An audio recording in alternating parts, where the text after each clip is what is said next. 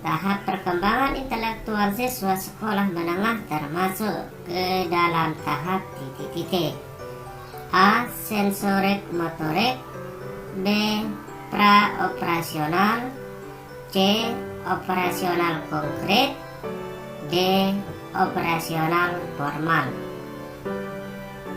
Jadi yang ditanyakan di sini yaitu tahap perkembangan daripada intelektual siswa untuk sekolah menengah. Jadi jawaban yang tepat adalah yang D, yaitu operasional formal. Soal nomor 2. Dalam pembelajaran di kelas, terdapat beberapa siswa yang mampu menentukan banyaknya titik sudut pada bangun ruang berbentuk kubus dengan cara membayangkan potensi siswa tersebut dari aspek kecerdasannya tergolong ke dalam kecerdasan titik. A. Kinestetik. B. Spasial visual. C. Matematika logis. D. Intrapersonal. Dan jawaban yang tepat adalah yang B, spasial visual.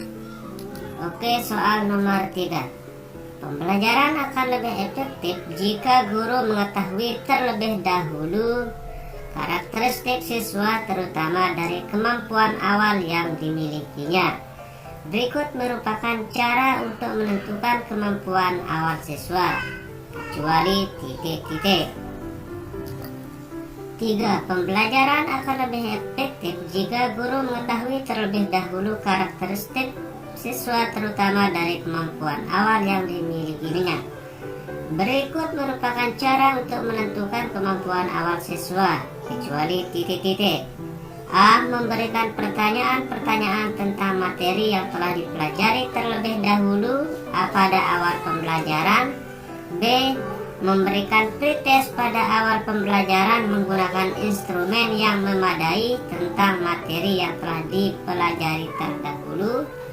C.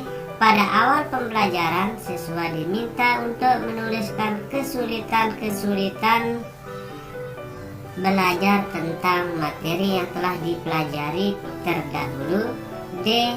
Pada awal pembelajaran, siswa diminta untuk menuliskan testimoni tentang pembelajaran yang telah dilaksanakan sebelumnya. Jadi jawaban yang tepat adalah yang D. Pada awal pembelajaran, siswa diminta untuk menuliskan testimoni tentang pembelajaran yang telah dilaksanakan sebelumnya. 4. Guru dapat mengetahui kesulitan belajar siswa jika mengetahui ciri-cirinya terlebih dahulu. Berikut merupakan ciri-ciri siswa yang mengalami kesulitan belajar atau dikatakan gagal dalam mengikuti pembelajaran, kecuali titik-titik. A. Dalam batas waktu yang telah ditentukan, siswa tidak dapat menunjukkan perilaku yang menonjol sesuai dengan indikator-indikator yang telah dirumuskan. B.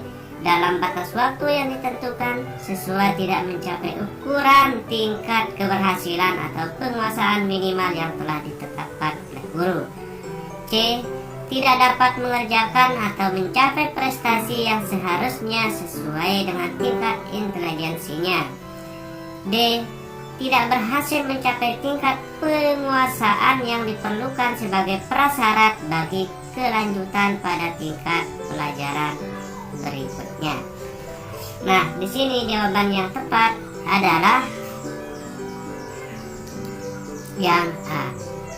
Dalam batas waktu yang telah ditentukan, siswa tidak dapat menunjukkan perilaku yang menonjol sesuai dengan indikator-indikator yang telah dirumuskan. Soal nomor 5. Bu Hasti adalah guru kelas 7 SMP Sukajadi. Ia membelajarkan materi fungsi uang. Bu Popi menempuh langkah-langkah sebagai berikut: mengajukan pertanyaan tentang fungsi uang, menugaskan siswa membaca berbagai sumber belajar tentang fungsi uang dan mencatatnya, meminta beberapa siswa untuk mempresentasikan hasil kerjanya, kemudian guru memberikan penguatan, melaksanakan tes akhir. Teori belajar yang paling menonjol diterapkan Bu Hasti tersebut adalah titik-titik. A. Kognitivisme, B. Behaviorisme, C. Konstruktivisme, D. Humanisme. Nah, jawaban yang tepat di sini adalah yang A, yaitu kognitivisme. Soal nomor 6. Pak Sandi akan mengajarkan suatu materi pembelajaran di kelas 10. Pak Sandi akan menerapkan suatu model pembelajaran yang memungkinkan para peserta didik belajar dalam kelompok. Tetapi Pak Sandi hanya membantu peserta didik yang mengalami kesulitan secara individual. Model pembelajaran yang sesuai adalah titik-titik. A. Student Team Assignment Division, B. Team Assisted Individualization, C. Jigsaw, D. Team Game Tournament. Nah, jawaban yang tepat adalah yang B, Team Assisted Individualization.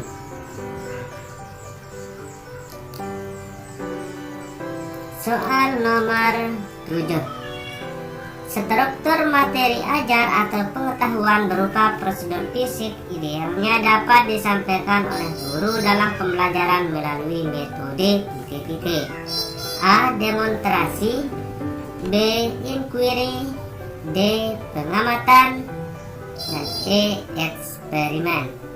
Nah, jawaban yang tepat adalah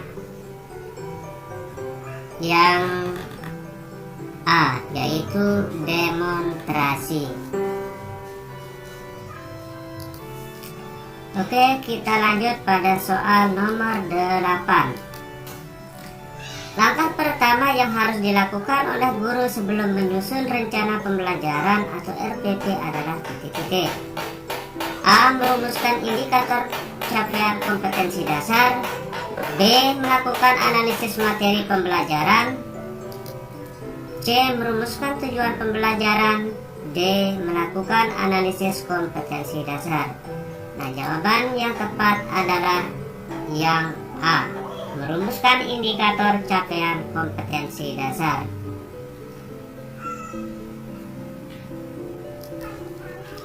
Soal nomor 9. Struktur materi pembelajaran yang paling sesuai untuk dikembangkan berdasarkan tujuan pembelajaran melalui demonstrasi. Siswa mampu menjelaskan cara membuat model kelinci menggunakan teknik origami dengan cermat adalah titik-titik. A. Fakta, B. Konsep, C. Prosedur, D. Prinsip. Dan jawaban yang tepat adalah yang C, yaitu prosedur.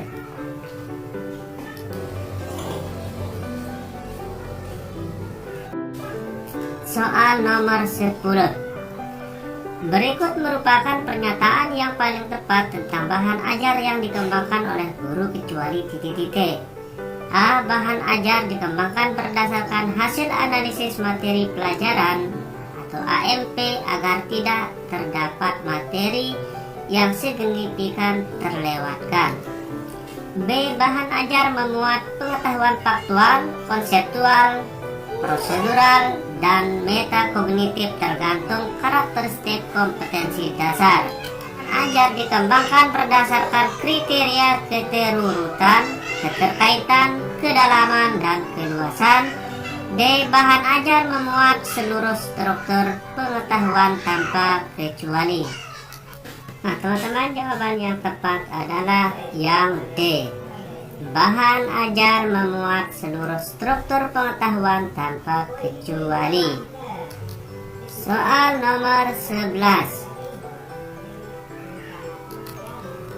Salah satu alat penilaian sikap adalah penilaian diri. Kegiatan yang dilakukan adalah A. menilai dengan menggunakan indera baik secara langsung maupun tidak langsung dengan menggunakan format. B. Meminta siswa untuk saling menilai terkait dengan sikap dan perilaku keseharian menggunakan lembar penilaian. C. Mencatat hasil pengamatan tentang kekuatan dan kelemahan siswa tentang sikap dan perilaku baik di dalam maupun di luar kelas. D. Meminta siswa untuk mengemukakan kelebihan dan kekurangan dirinya dalam konteks pencapaian kompetensi. Nah, jawaban yang tepat adalah yang D, yaitu meminta siswa untuk mengemukakan kelebihan dan kekurangan dirinya dalam konteks pencapaian kompetensi. Soal nomor 12. Dalam pembelajaran, guru mengemukakan bahwa sikap A selalu diam dan tidak memberikan jawaban apapun ketika ditanya oleh guru. Ketika diberikan kesempatan untuk bertanya, siswa A terlihat malu-malu dan enggan untuk mengajukan pertanyaan. Tindakan reflektif yang paling tepat dapat dilakukan guru berkaitan dengan hal tersebut adalah titik-titik. A. Langsung mencari solusi dan penyelesaian.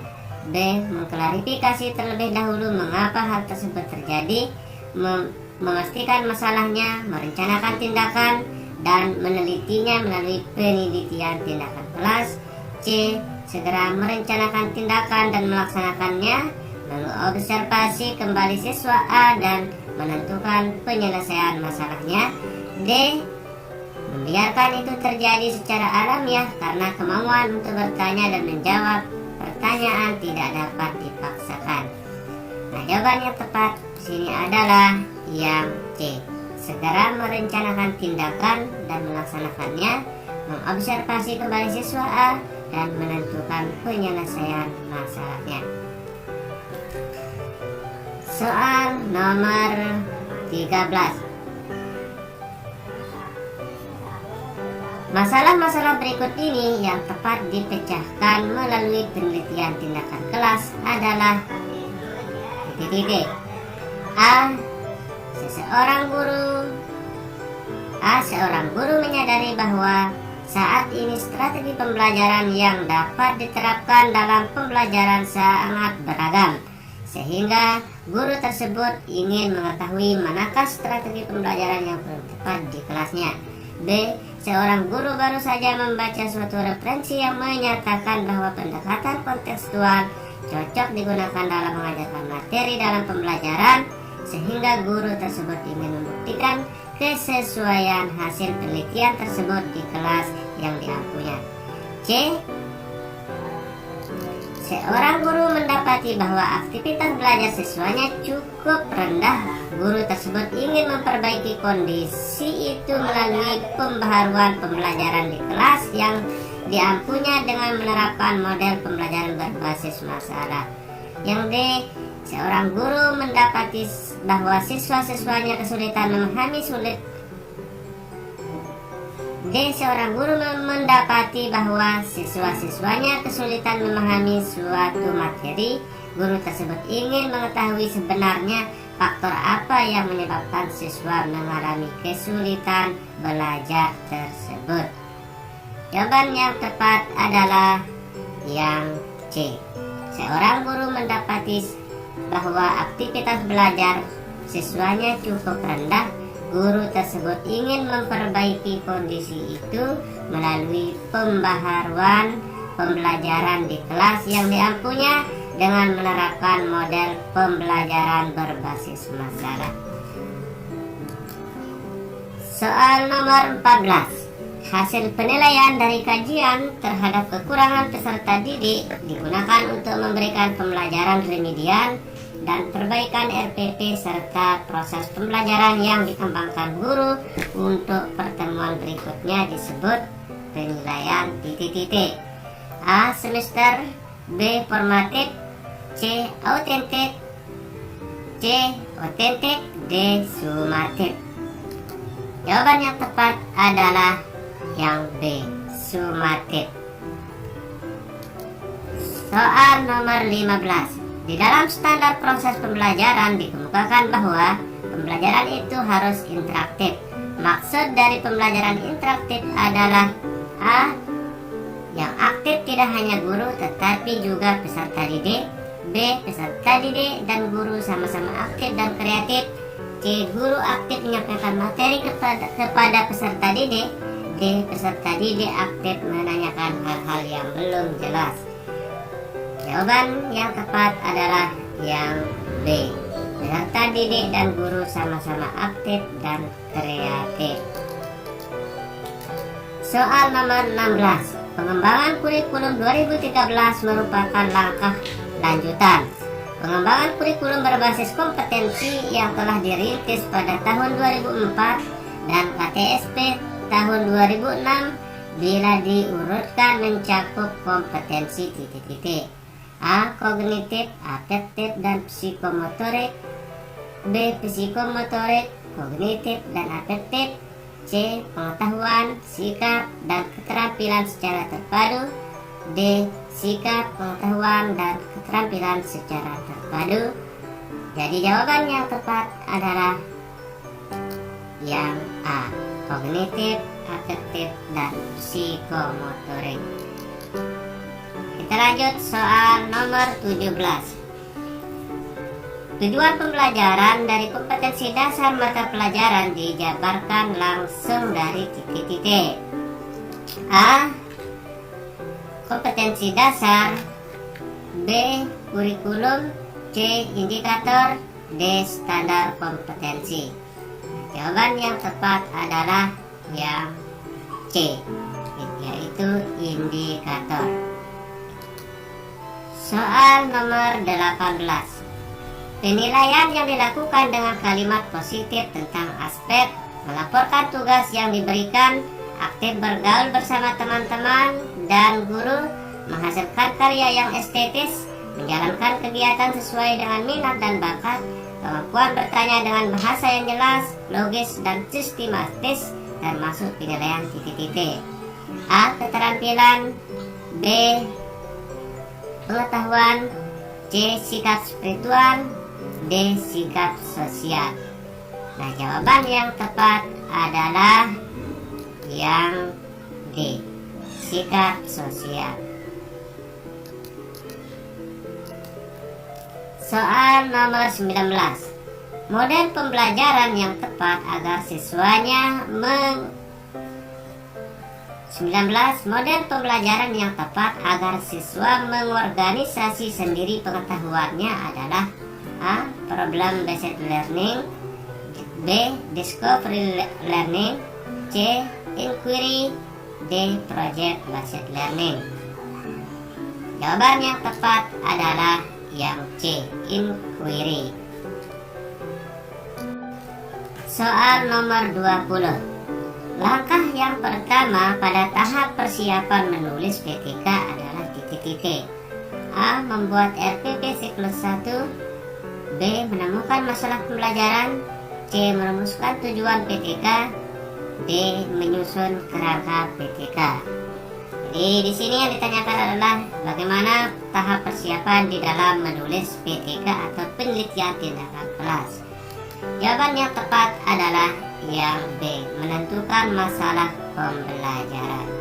Nah, teman-teman, sampai di sini dulu pembahasan kita mengenai soal pretest PPG dalam jabatan tahun 2022. Semoga bermanfaat.